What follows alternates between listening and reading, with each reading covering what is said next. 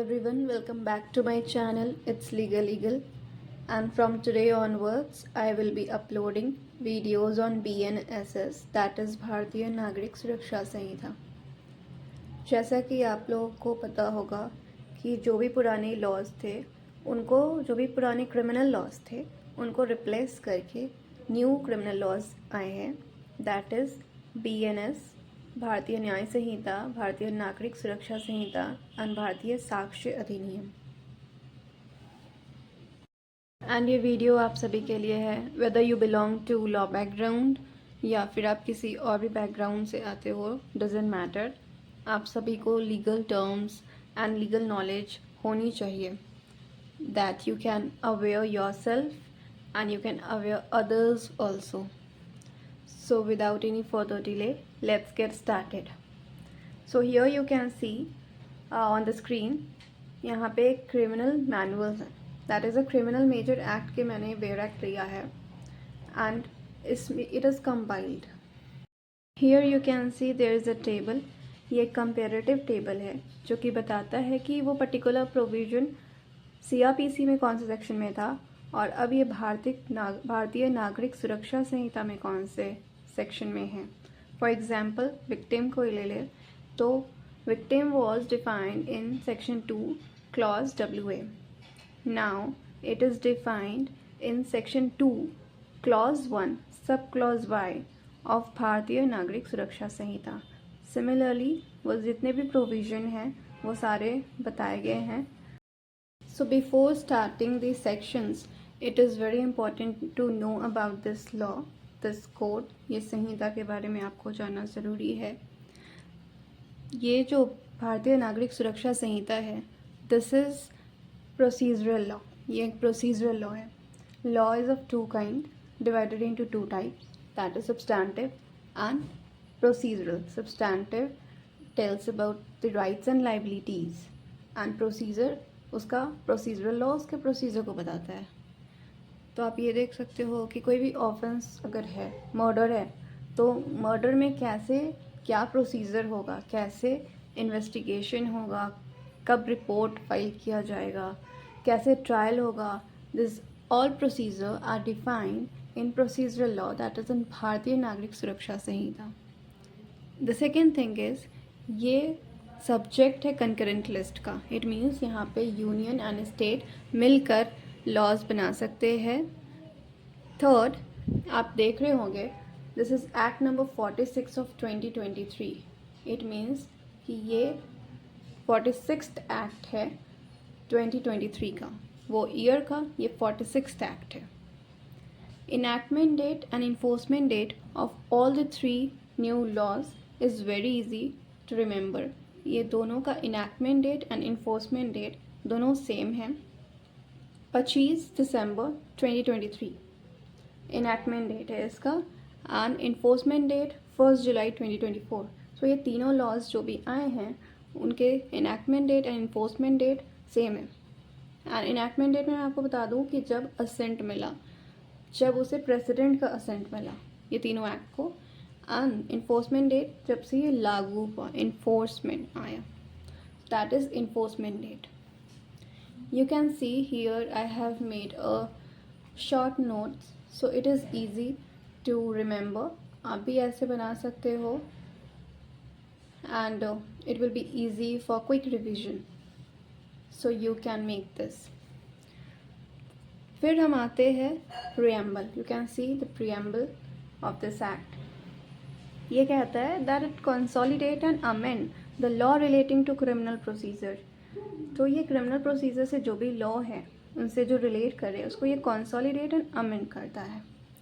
फिर हम आते हैं कि इसके टोटल नंबर ऑफ चैप्टर्स कितने हैं and total number of sections कितने हैं। So there are 531 sections and total number of chapter is 39। It is very important to understand the chapters कि कितने हैं एंड सेक्शंस कितने हैं एंड शेड्यूल्स। 2 शेड्यूल्स हैं, जो पहले भी था 2 शेड्यूल्स और अभी भी 2 शेड्यूल्स है। And the first schedule talks about classification of offences and second schedule deals with forms. I will show you the schedule, I will show the page of that. The offence is cognizable और non cognizable, fifth bailable है या non bailable, and sixth is by what court tribal. For example कि कोई भी एक offence है तो उसके सेक्शंस फर्स्ट कॉलम में दिया हुआ है, उस ऑफेंस को डिफाइन किया गया है सेकेंड कॉलम में कि वो ऑफेंस कौन सा है, एंड थर्ड कि उसका पनिशमेंट क्या होगा वो थर्ड कॉलम में डिफाइंड है। Fourth, whether it is cognizable और नॉन कॉग्निजिबल, मतलब संज्ञेय है या असंज्ञेय अपराध है। अपराध दो तरीके के होते हैं और वो बहुत तरीके से बटे हुए क्लासिफाइड हैं। सो इसमें से कॉग्निजिबल एंड नॉन कॉग्निजिबल है, दैट इज़ कि असंज्ञेय एंड संज्ञेय। असंज्ञेय इज नॉन कॉग्निजिबल एंड संज्ञेय अपराध इज कॉग्निजिबल। जो हीनियस क्राइम है and most serious in nature है दैट इज कॉग्निजिबल ऑफेंस, मतलब संज्ञेय अपराध, एंड जो लेस सीरियस इन नेचर है that is non cognizable, that is असंज्ञेय अपराध। बेलेबल और नॉन बेलेबल, बेलेबल जहाँ जमानत हो सकती है, आप हमेशा सुनते आए होंगे बेल बेल, आप बेल वर्ड से तो वाकिफ होंगे ही। Bailable and non bailable means जमानतीय और गैर जमानतीय, जहाँ पे ज़मानत हो सकता है या फिर जहाँ पे ज़मानत नहीं हो सकता। एंड द सिक्स है कि वो कौन से कोर्ट के द्वारा ट्राई किया जाएगा, whether it will B tried by JMFC और JMSC और some other court. So this is defined in section 3. This is mentioned in section 3. Sorry, column number 6.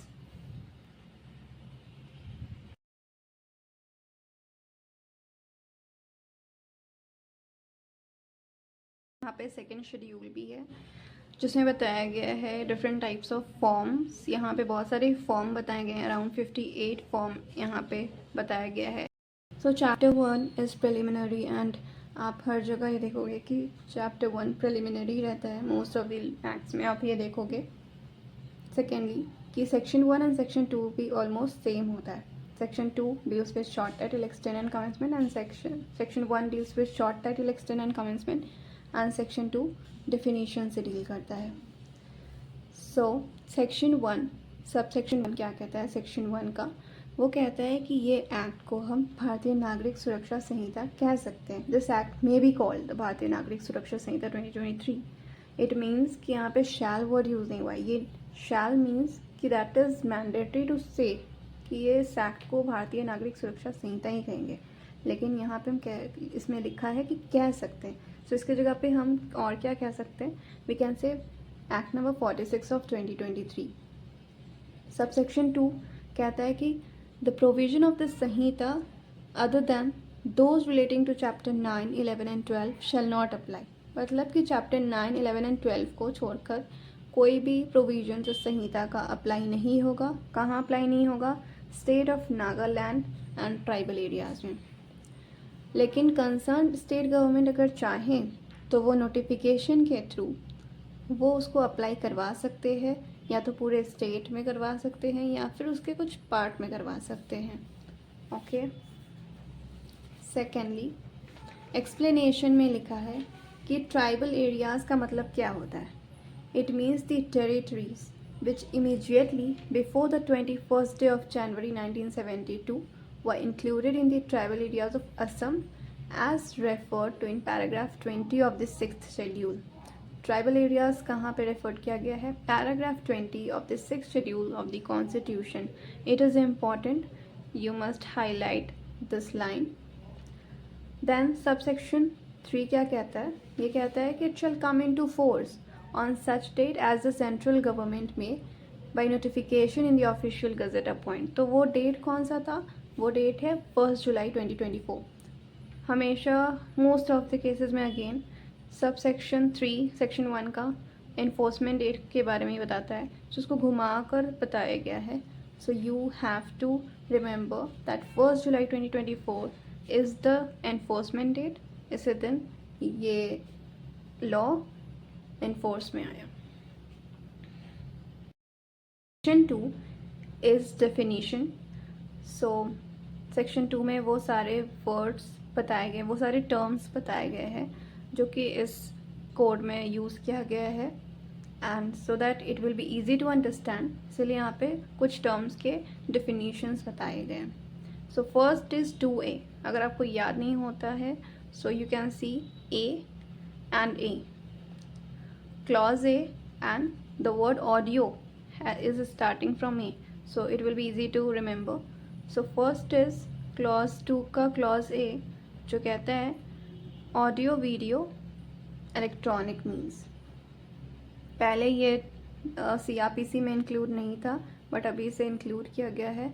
सो इसमें कहा गया है कि use of any communication device for the purpose of video conferencing. जब हम कोई भी कम्युनिकेशन डिवाइस को यूज़ कर रहे हैं वीडियो कॉन्फ्रेंसिंग के लिए, recording of process of identification के लिए, सर्च एंड सीजर के लिए, एविडेंस ट्रांसमिशन के लिए, इलेक्ट्रॉनिक कम्युनिकेशन के लिए, सो it will be include in audio video electronic means and for such other purpose and by such other means as the state government by rules provide। और अगर state government rules के किसी भी rule के द्वारा provide कर रहा है तो वो ऑडियो वीडियो इलेक्ट्रॉनिक मीन्स में आएगा।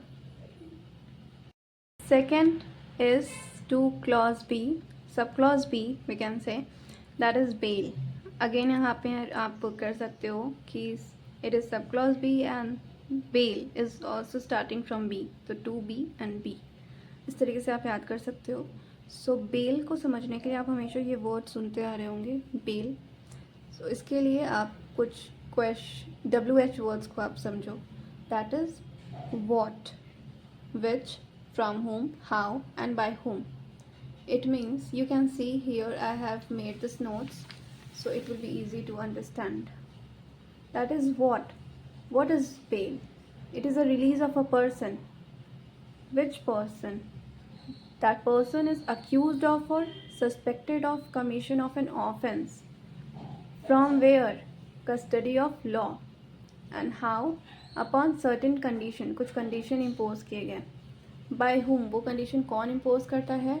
So it is imposed by an officer or court on execution. And by such person of a bond और bail bond.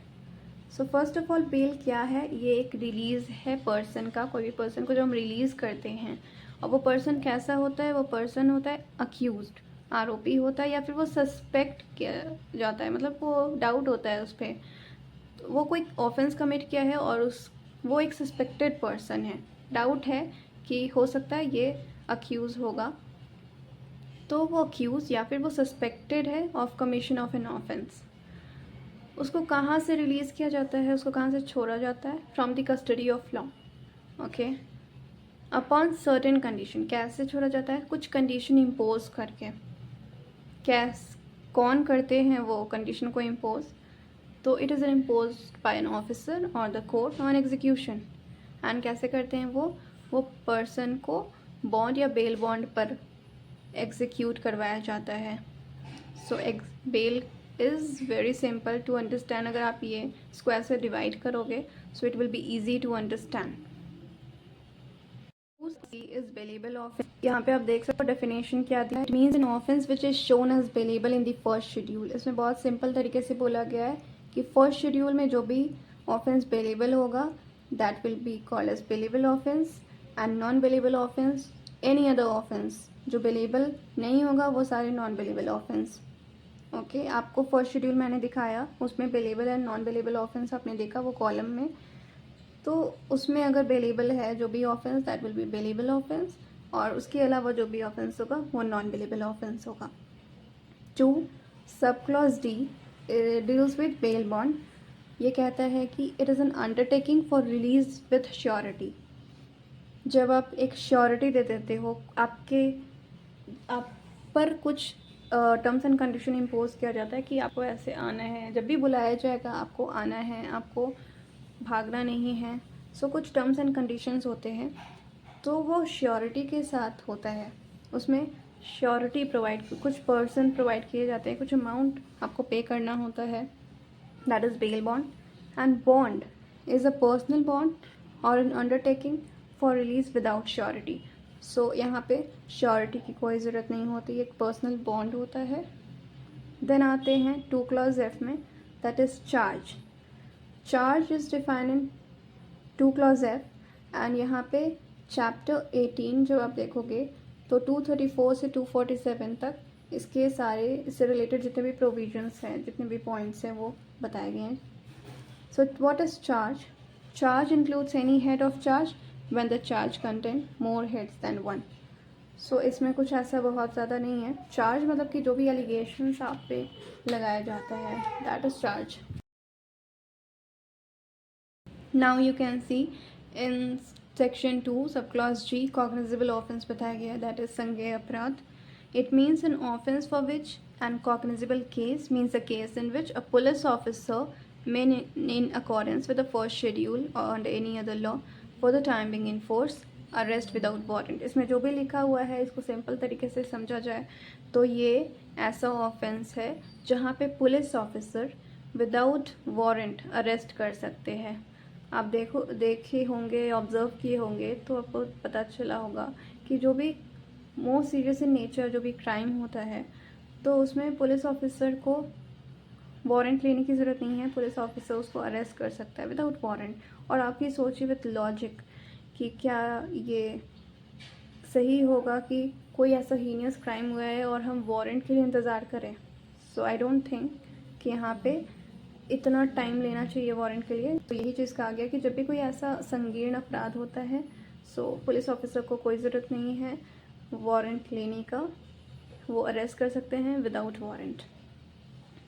Then 2 subclause H deals with complaint. Complaint means any allegations. कोई भी आप आरोप लगाते हो, वो आरोप ओरली भी हो सकता है या फिर रिटन भी हो सकता है. आप मैजिस्ट्रेट को करते हो कंप्लेंट, आप मैजिस्ट्रेट को कर रहे हो with a view to his taking action. आप ये सोच कर एक्शन लेंगे इस संहिता के अंडर में. And some person whether known और अननोन, वो पर्सन नोन भी हो सकता है या फिर अननोन भी हो सकता है, आप उस पर लगा रहे हो ऑफेंस बट लेकिन पुलिस रिपोर्ट इंक्लूड नहीं होता.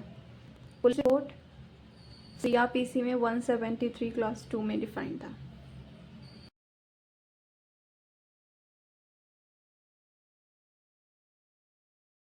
इसी के साथ नॉन कॉग्निजिबल ऑफेंस भी पढ़ लेते हैं. Non cognizable offence is defined in section 2 sub clause O, that is non cognizable offence का मतलब होता है कि where police officer has no authority to arrest without warrant. जहाँ पे पुलिस ऑफिसर को वारंट चाहिए ही, उनके पास कोई अथॉरिटी नहीं है कि वो बिना वारंट के किसी को अरेस्ट कर ले. कुछ डिफरेंसेस आप देखोगे कॉग्निजिबल और नॉन कॉग्निजिबल में. तो सबसे पहले अगर आपको एग्ज़ाम में भी आता है तो आप ये लिख सकते हो, या फिर आपको कोई पूछ लेता है तो आप ये बता सकते हो कि it is cognizable offense is defined in section 2 subclause G and non-cognizable offense is defined in section 2 subclause O. Here I would like to correct myself. यहाँ पे मैं subclause क्यों बोल रही हूँ, क्योंकि यहाँ पे it is a part of clause 1 section 2 clause 1 subclause G and section 2 clause 1 subclause O. So मैंने आपको डेफिनेशन बता दिया एंड मैंने आपको प्रोविज़न भी बता दिया कौन से सेक्शन में है ये. सेकेंडली, इसमें जो अरेस्ट होता है विदाउट वारंट होता है कॉग्निजिबल ऑफेंस में, एंड नॉन कॉग्निजिबल ऑफेंस में इट रिक्वायर्स वारंट. थर्डली, यहाँ पे अप्रूवल की ज़रूरत अगर होती है तो कॉग्निजिबल ऑफेंस में अप्रूवल की कोई ज़रूरत नहीं होती एंड नॉन कॉग्निजिबल में अप्रूवल लेना पड़ता है मैजिस्ट्रेट से. कॉग्निजिबल ऑफेंस हीनियस होता है, non cognizable offence comparatively less heinous होता है. कॉग्निजिबल ऑफेंस का कुछ एग्जांपल ले तो murder, rape, theft, kidnapping. Non cognizable offence का एग्जांपल ले तो forgery, cheating, assault. Punishment, cognizable offence more, of course ये ज़्यादा हीनियस है तो उसका पनिशमेंट भी ज़्यादा होगा, एंड नॉन कॉग्निजिबल का लेस होता है. So these were the differences. आप याद कर सकते हो. It is very easy to understand and it is very easy to remember also. Section 2I deals with electronic communications. So electronic communication में क्या क्या आता है and what is the meaning of electronic communication. So here you can see कि it is a communication of any written, verbal, pictorial information. ये written, verbal या फिर pictorial, that is picture के form में, या फिर वीडियो कंटेंट जो कि ट्रांसमिट या फिर ट्रांसफ़र हो रहा है एक जगह से दूसरी जगह, कौन से डिवाइस से? सो डिवाइस इसमें आ सकता है telephone, mobile phone, otherwise telecommunication device, computer, audio video player और कैमरा, या फिर कोई भी एनी अदर इलेक्ट्रॉनिक डिवाइस और इलेक्ट्रॉनिक फॉर्म एज में be specified by notification. Central government के द्वारा अगर वो बताया जा रहा है, स्पेसिफाई किया जा रहा है बाई नोटिफिकेशन, तो वो सारे डिवाइस इलेक्ट्रॉनिक कम्युनिकेशन के अंडर में, इलेक्ट्रॉनिक डिवाइस के अंडर में आएंगे। Section 2 clause 1 sub clause J deals with high court. It is easy to remember, आप बस इसको पढ़ लो, nothing to worry about it. Then section 2 sub clause के में अगर हम आए तो that is inquiry. Inquiry means every inquiry other than a trial conducted under this Sanhita by a magistrate or court। Inquiry और इन्वेस्टिगेशन में हम लोग कंफ्यूज हो जाते हैं, but there is nothing to confuse. Inquiry को आप ट्रायल नहीं समझो, it is other than a trial. It means जब इंक्वायरी ख़त्म होती है तब ट्रायल शुरू होता है। ओके तो पहले इन्वेस्टिगेशन मान लो हुआ, फिर इंक्वायरी होगा एंड देन ट्रायल होगा, और ये मजिस्ट्रेट के द्वारा होता है। 2 सब क्लॉज एल में देखें तो इन्वेस्टिगेशन है। इन्वेस्टिगेशन किसके द्वारा किया जाता है? It is done by police officer और by any other person who is authorised by magistrate और इन हिज बिहाफ। मजिस्ट्रेट या उनके बिहाफ में जिस पुलिस ऑफिसर को या फिर किसी पर्सन को ऑथराइज़ किया जाता है इन्वेस्टिगेशन के लिए, वही इन्वेस्टिगेशन करते हैं। And what is investigation? It is the collection of evidence. ये एविडेंस का कलेक्शन होता है, पुलिस करता है, पुलिस इंफॉर्मेशन को कलेक्ट करती है। So this is investigation. You are well aware of this terms.